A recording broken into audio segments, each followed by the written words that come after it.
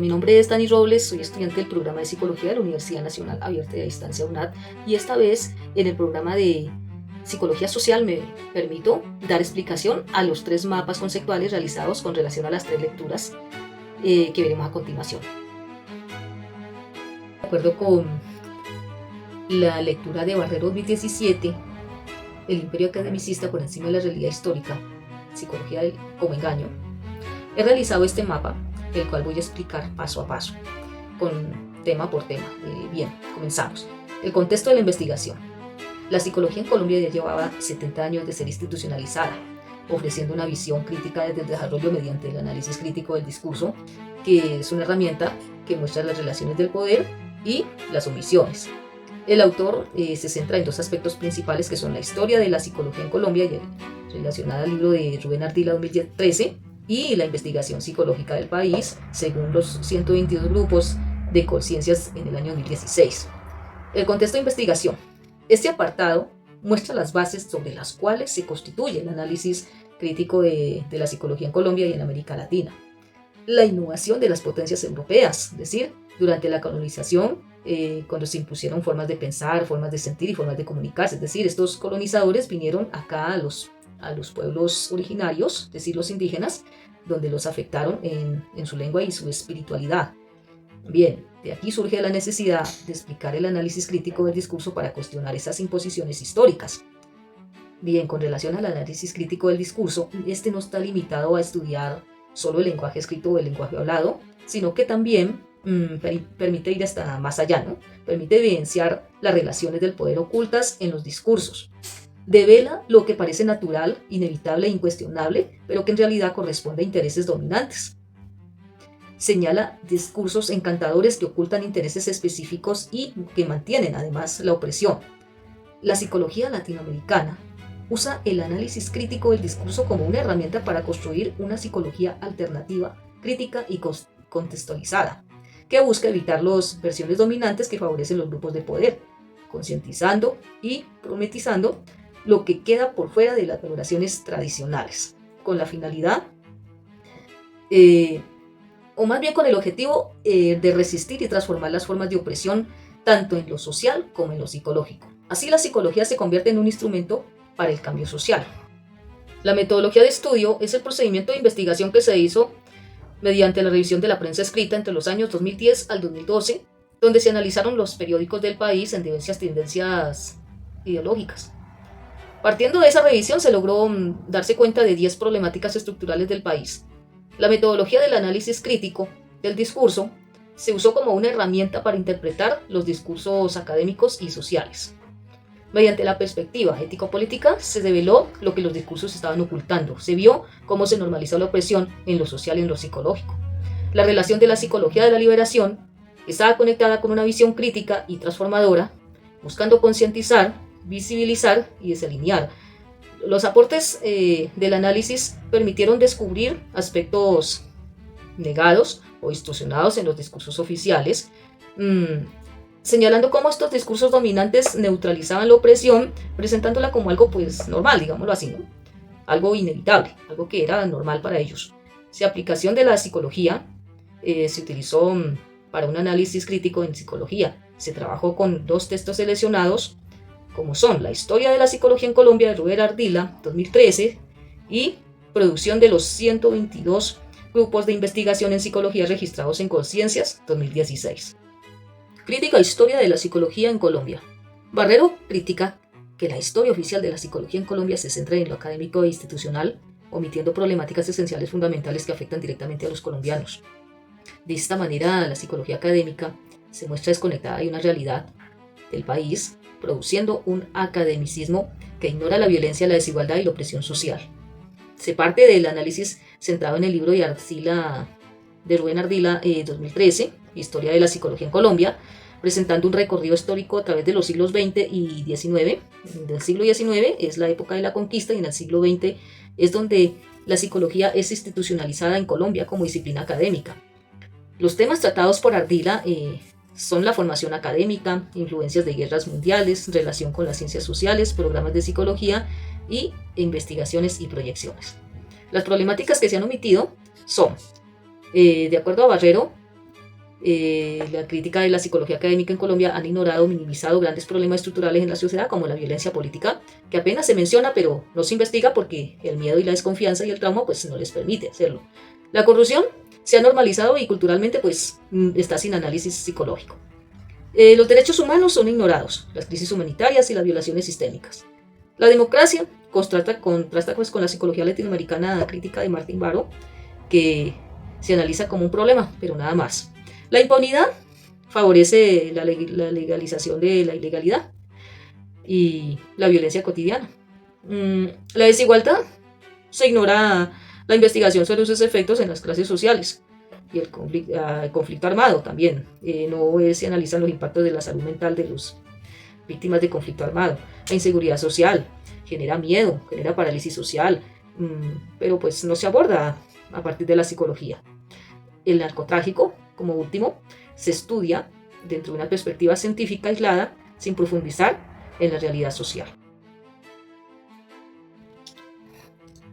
Con relación al mapa número 2, relacionado a la lectura de Martín Baró 2006 hacia una psicología de la liberación, el aporte social de la psicología en Latinoamérica se critica que la psicología latinoamericana fue dominada por modelos extranjeros y tal vez no conectada con una realidad local.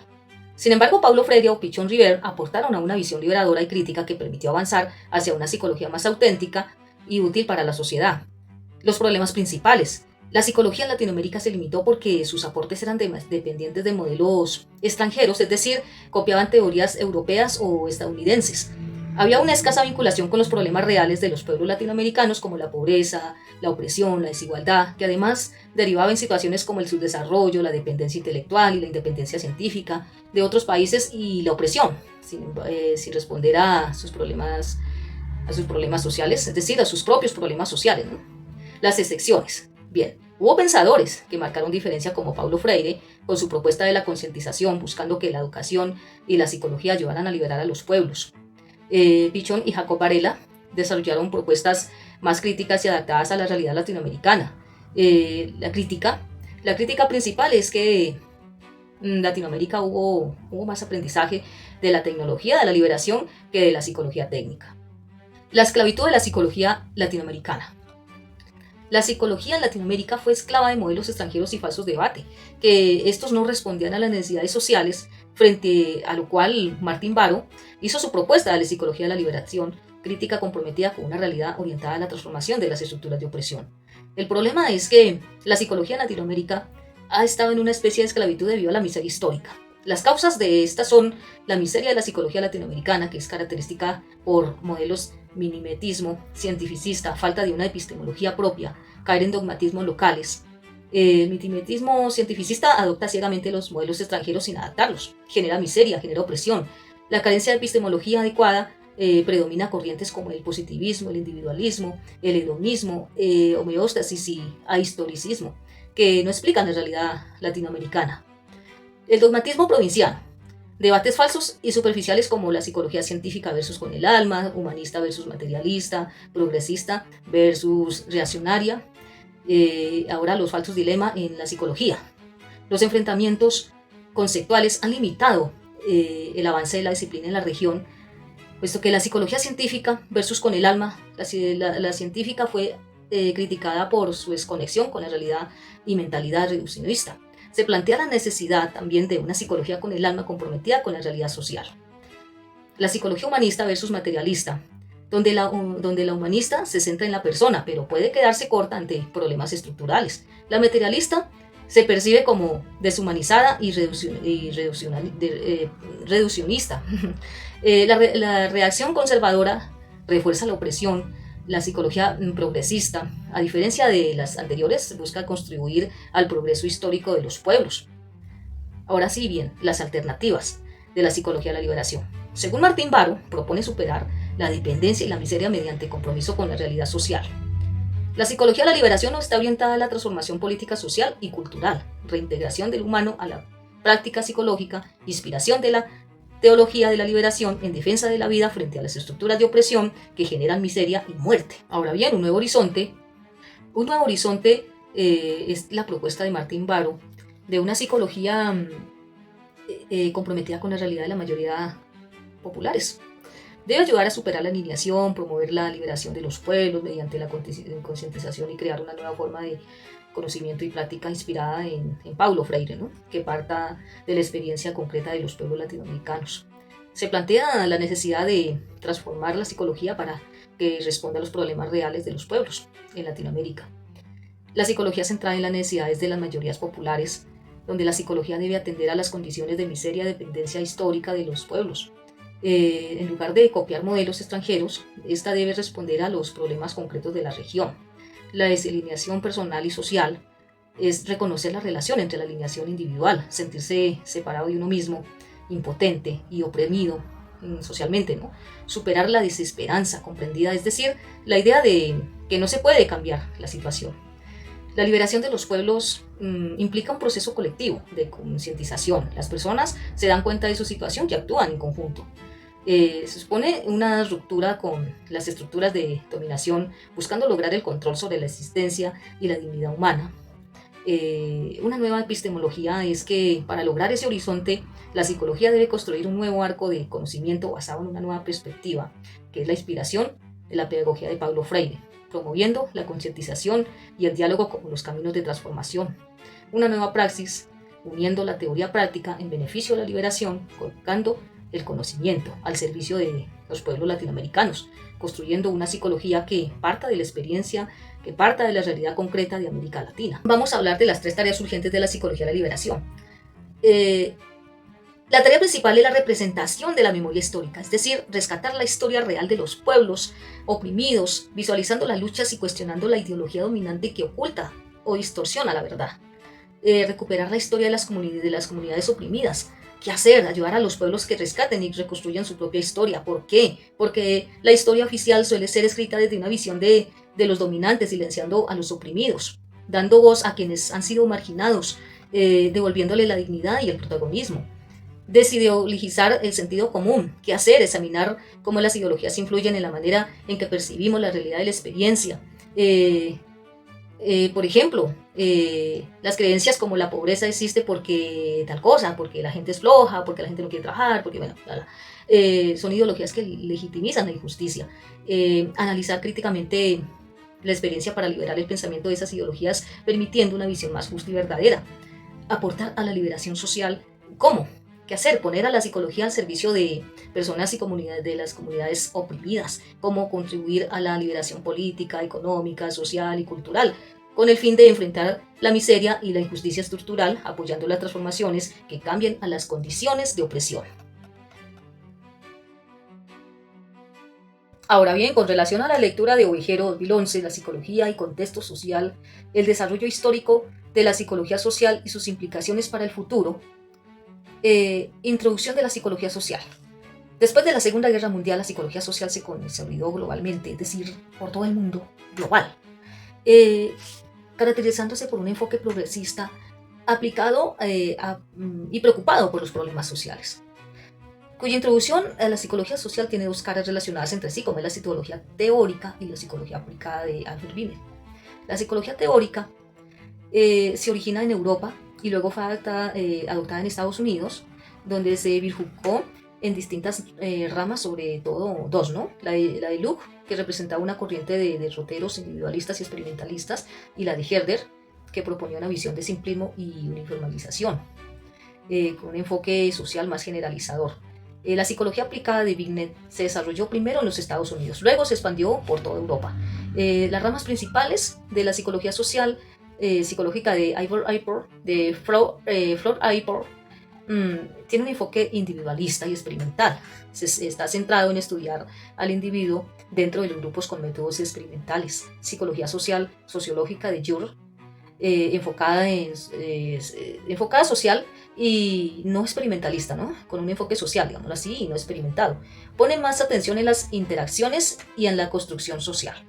El desarrollo posterior y el enfoque de Herder se hizo hegemónico en Estados Unidos y en el mundo, en todo el mundo, tras la Segunda Guerra Mundial. Se consolidó como la corriente dominante. 3 rasgos principales tras la Segunda Guerra Mundial: el progresismo individualista, aplicación social, psicología por la problemática social.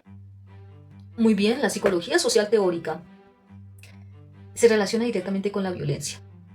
y surge como reflexión tras el cuestionamiento humano y existencial, donde el renacimiento europeo comienza con un proceso de individualización. La psicología busca explicar la conducta y la forma de ser del individuo, es decir, de la persona. Aparece la idea de que para atender lo social también hay que atender al individuo. El pensamiento griego dice que la necesidad de conocimiento y el cambio de visión de lo colectivo hacia lo individual, que es un proceso llamado psicologización. Los representantes sofistas, es decir, los primeros pensadores sociales son Sócrates, Platón, Aristóteles, quienes aportaron las ideas del comportamiento humano, la ética, la política y la sociedad. La reaparición del Renacimiento. La psicología vuelve a tomar fuerza, pero con distintas características. Nuevos autores como Tomás Moro, Cervantes Especar, Erasmo, Maquiavelo y Luis Vives. Ellos incorporan la dimensión social, ética y política en la reflexión del ser humano. La Ilustración da un sentido más actual y moderado a la psicología social. La razón de la ciencia y el progreso empiezan a guiar la comprensión del hombre y la sociedad. Ahora bien, el capitalismo marca una nueva etapa donde cambian las relaciones sociales y la psicología debe adaptarse a este contexto, puesto que los factores clave en el desarrollo de la psicología actual es la invención de la escritura y la imprenta, permitiendo conservar y difundir el conocimiento y el surgimiento de la psicología actual gracias a todo este proceso histórico de la evolución desde los griegos hasta la modernidad. Psicología social aplicada y profesional. Esta nace en el siglo XX, especialmente en Estados Unidos, con la intención de resolver los problemas sociales reales. Está nutrida mediante la teoría de la observación científica, que se legitimiza en la comparación con otras ciencias. Y poco a poco esta se va convirtiendo en una disciplina profesional, científica y también moderna, con un impacto en la vida social, política y en las organizaciones. La psicología social aplicada nace como una disciplina teórica en Europa, pero se desarrolla en los Estados Unidos.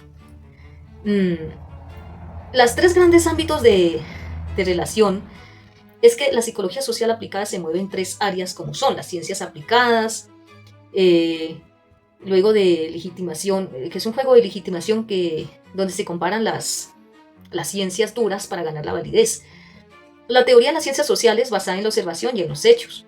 La relación teórica práctica que busca resolver los problemas sociales mediante la intervención psicológica, es decir, cuando ya empiezan a intervenir a las personas. Las características y su evolución. Tiene una dimensión política, ideológica, porque intervienen los problemas sociales reales. Este es un proceso hacia la psicología moderna, atendiendo a los aspectos de la vida y de la conducta social del ser humano. Cambia gradualmente desde las organizaciones privadas hacia un ámbito más amplio, consolidándose a través de un proceso de profesionalización y cientificación.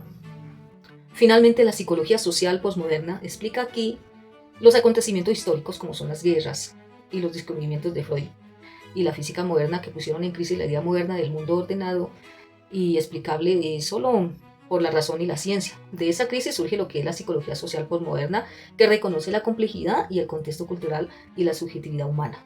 La nueva psicología social o posmoderna es la etapa actual de la que la psicología social se caracteriza por cuestionar lo establecido y dar importancia a la diversidad del contexto, lo subjetivo y lo cultural. La modernidad, época de orden, antes de la posmodernidad, busca una explicación racional del mundo a través de la ciencia, la razón y también el progreso. Se manifiesta con una Primera y Segunda Guerra Mundial, donde estas guerras marcan un quiebre histórico, donde la modernidad prometía un progreso de paz a través de la ciencia y la razón, pero la violencia y la destrucción masiva pusieron en duda esas ideas. Por otro lado, Freud y el caos del psicólogo. Freud cuestiona la visión racionalista del ser humano, mostrando la importancia del inconsciente y los deseos reprimidos y los conflictos internos. Esto genera pues un caos en la psicología porque rompe la idea de que el ser humano era totalmente racional. Las teorías de la física cuántica y clásica en relación al espacio, tiempo y sentidos, estos avances también cuestionan las certezas absolutas de la ciencia clásica, puesto que se empezó a aceptar que la realidad depende del observador y no es fija ni tampoco es única. Las ciencias modernas, en la modernidad, predominan la idea de que con la razón y el método científico se podía alcanzar la verdad universal. Según las leyes universales, el individuo debe dejarse llevar por la razón y el método científico. Este era el ideal moderno, ¿no? De confiar en la ciencia y la lógica como camino único al conocimiento, debido a que la posmodernidad cuestiona esta visión planteando que hay múltiples verdades y perspectivas. Gracias.